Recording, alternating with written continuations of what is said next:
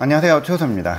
세월이 참 시간이 빨리 간다 라고 느껴지는 게 기기가 좀 이렇게 하나씩 새로 나오고요, 또 쓰던 기기들을 또 정리해야 되는 그런 때가 아닌가 싶습니다. 벌써 계절도 이 뜨거운 여름이 딱 지나가고 찬바람이 이렇게 딱 부니까 가을이다 라는 생각도 들면서, 또 동시에 이제 아이폰이 나오겠구나 라는 생각이 드는 거 보면은 이것도 병이구나 싶을 때가 있긴 합니다. 네, 그래서 오늘의 주인공은 바로 이 맥북 프로입니다. 네, 정확히는 2017년에 나왔던 맥북 프로 13인치입니다. 3.1GHz까지 올라가는 이제 7세대 i5 프로세서에다가 8GB DDR3 메모리, 그리고 512GB SSD가 들어갔던 모델이에요. 이거를 정말 꼬박 5년을 썼습니다. 이걸 아직도 쓰냐 라고 생각하시는 분들도 있을 텐데, 이게 또 컴퓨터라는 게 그렇거든요. 손에 익으면은 뭐 이게 느리다 막 그런 생각이 좀 무뎌지기도 하고, 저는 이렇게 기기를 오래 쓰다 보면은 또 정이 들기도 하거든요. 여러 가지 이유로 계속 손에 쥐고 있게 되는 경우들이 있는 것 같아요. 저한테 이 맥북 프로가 그랬거든요. 이 M1이 나오고 뭐 다른 기기가 또 없는 것도 아닌데, 그래도 참 이 맥북 프로 굉장히 열심히 썼습니다. 네, 애착이 굉장히 많이 가는 제품인데, 아무래도 이 제품이 뭐 출시될 때부터 받았던 인상이나 그런 느낌들이 지금까지도 오랫동안 영향을 끼치는 것 같아요. 이 제품이 처음 발표됐던 때가 지금도 생생하게 기억이 나거든요. 2016년 10월이었어요. 네, 그때 쿠퍼티노 본사 안의 극장에서 좀 아주 소규모로 제품을 공개했었습니다. 규모는 크지 않았지만 제품 되게 충격적이었었고요. 그 발표 내용이 지금도 굉장히 생생하게 기억이 잘 납니다. 사실 이 맥북 프로는 지금 봐도 좀 파격적이죠. 디자인은 굉장히 프로이면서도 좀 날렵해졌고요. USB-A 포트는 싹 사라졌죠. USB-C 포트 4개를 딱 달아서 이걸로 뭐 주변 기기부터 충전까지 다 할 수 있다는 꽤 과감한 시도를 했죠. 물론 그때는 이 USB-C만 들어간 게 급진적이다 라고 받아들여지기도 했지만, 지금은 큰 불만이 없죠. 저는 특히 전원을 왼쪽에서도 연결할 수 있고 오른쪽에서도 연결할 수 있다.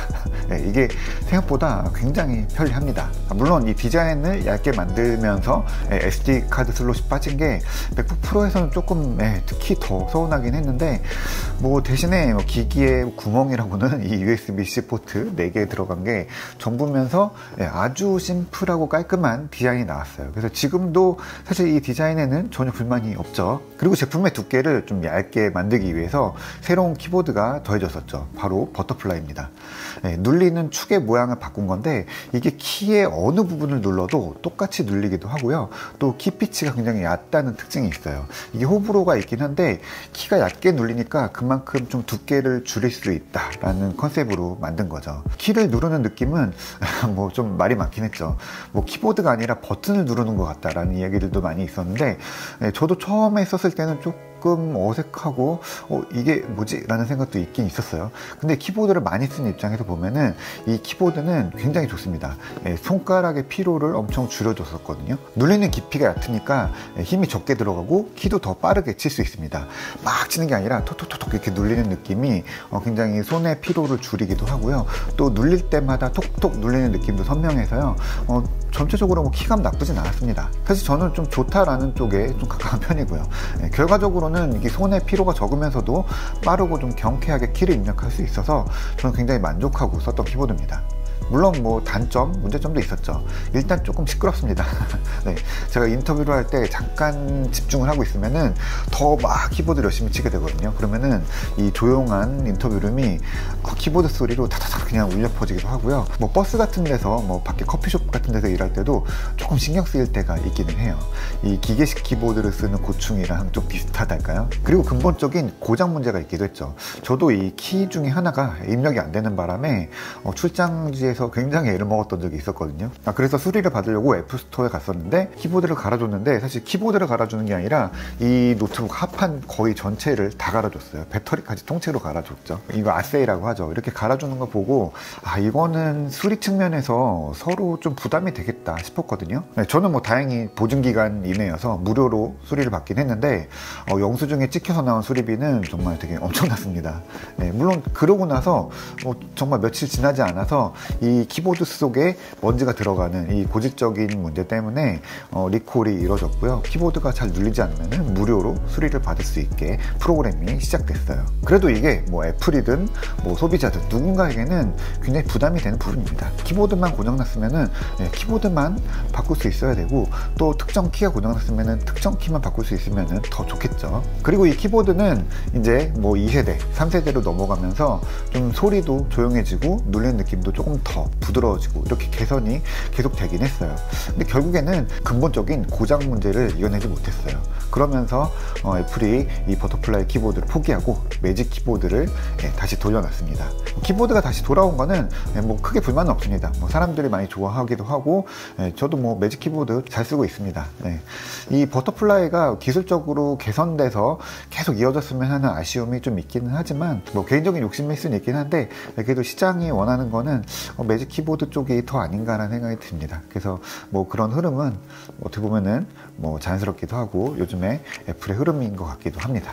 그래서 지금은 이 폼팩터의 맥북 프로도 매직 키보드로 바뀌었죠. 그리고 터치바도 꽤 파격적이었습니다.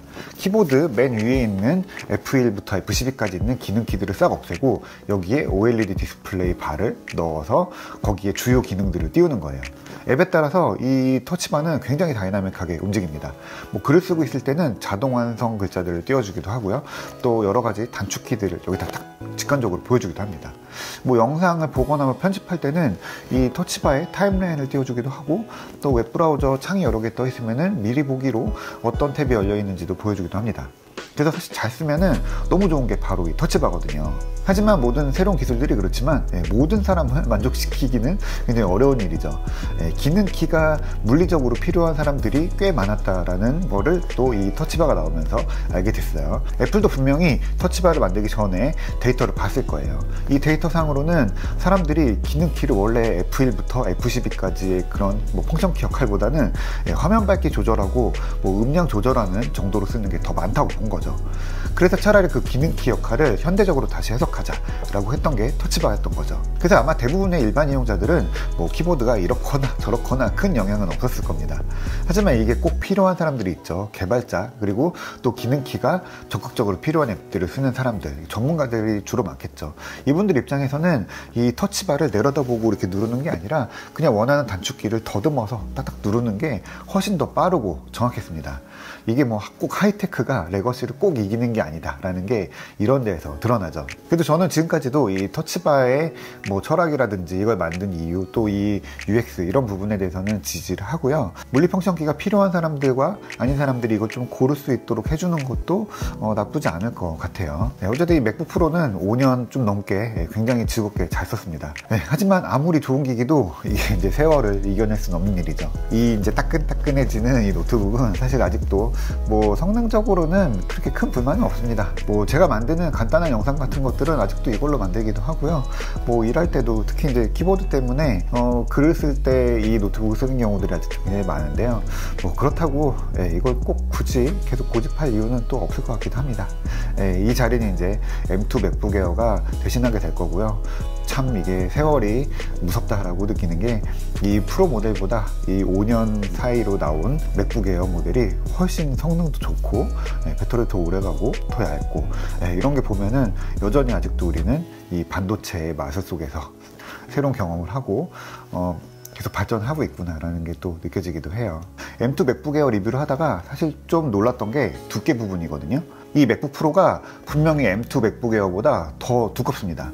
거의 3mm 정도 차이가 나고요. 뭐 실제 두께를 보면은 이 맥북 프로가 15.6mm예요, 두께가. 그 맥북 에어는 11.3mm거든요. 거의 뭐 3mm라고 하지만 거의 3분의 1 가까이 다이어트를 한 거예요. 근데 언뜻 이렇게 같이 놓고 보면은 두께가 비슷해 보입니다. 이 맥북 프로 디자인을 보면은 이렇게 평면으로 쭉 오다가 이 끝에 와서 살짝 이렇게 둥그렇게 말려서 곡면으로 들어오다가 뚝 떨어지면서 끝납니다. 이 디자인이 이렇게 봤을 때는 그냥 굉장히 예쁜 곡선이다 라고 느껴지는데, 실제로 봤을 때 시각적으로는 이게 엄청나게 얇게 만들어주는 거예요. 그래서 보기보다 맥북 프로는 훨씬 얇게 보입니다. 지금 봐도 사실 굉장히 날렵해 보이기도 하고요. 어떤 면에서는 14인치, 16인치 맥북 프로보다 더 날렵하고 예뻐 보이기도 합니다. 그래서 아직도 이 M2 프로세서와 함께 쓰이고 있고요. 그래도 전혀 뭐 옛날 제품이다 라고 느껴지지 않죠. 이런 부분이 참 애플 제품을 오랫동안 좀 뭐랄까요, 충성심 있게 쓰는 그런 요인이 되는 것 같기도 해요. 뭐 이런 거는 뭐 특별히 제품이 뭐 더 좋아서 뭐 그런 이유가 있어서라기보다는 그냥 뭐 손에 잡혀서 썼다라고 하는 편도 맞을 것 같고, 어쨌든 손에 있고 이게 뭐 만지고 있으면 그래도 또 좋은 느낌도 또 있죠. 어떻게 보면은 쓸데없는 좀 괜한 미련이기는 해요. 뭐 사실 뭐 제가 만드는 영상이 편집상 뭐 그렇게 복잡하지 않기도 하고, 뭐 여전히 SSD가 빠르고 또 맥OS 자체가 뭐 기기를 이렇게 답답하지 않게 이끌어 주었던 것도 있는 것 같긴 해요. 물론 요즘 좀 보면은 열이 좀 나고 뜨끈뜨끈하다라는 부분이 있긴 하지만, 그래도 5년 가까이 썼는데도 뭐 아직도 쓸만하다라는 부분은 지금 이 제품을 정리하려고 하면서도 굉장히 인상 깊은 부분이기도 합니다. 뭐 이건 제가 좀 덜 예민해서 그럴 수도 있기도 해요. 네, 그래도 어쨌든 아쉽지만 이제 제품 내려놓으려고 합니다. 유난히 좀 아쉬움이 남기도 하고요. 이 폼팩터 디자인이 예뻤어서 아쉽기도 하고, 또 인텔의 X86 프로세서 맥의 시대가 좀 흘러가는 것도 아쉽습니다. 뭐 터치바나 버터플라이도 이제 다시는 마주하지 못하겠다라는 생각이 좀 들기도 하고요. 뭐 언젠가 다시 돌아올 수도 있긴 하지만요. 뭐 기기한테 이런 얘기하는 거 좀 간지럽긴 하지만 고맙다, 고마웠다라는 이야기를 좀 꼭 남기고 싶어서 기록을 좀 남겨봤습니다. 네, 오늘 이야기는 여기까지 할게요.